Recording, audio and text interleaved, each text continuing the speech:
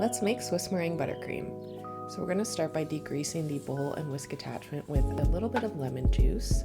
Then you're going to add the egg whites and sugar to the mixing bowl and cook them over a double boiler. You're going to cook until the egg whites are warm and the sugar granules have dissolved.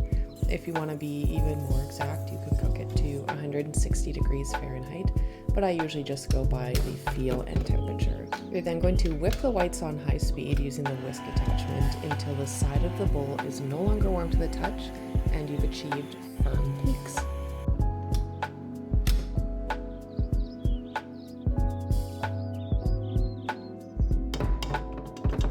Switch to the paddle attachment and we're going to start adding in the butter. So that you want the butter to be soft, so if need be, microwave it for 10 to 20 seconds at a time.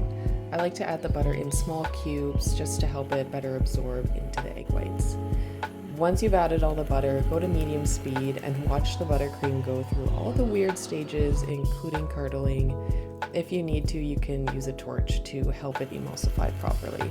Add in the purple food coloring and any flavorings, and there you go, you've got a silky smooth buttercream.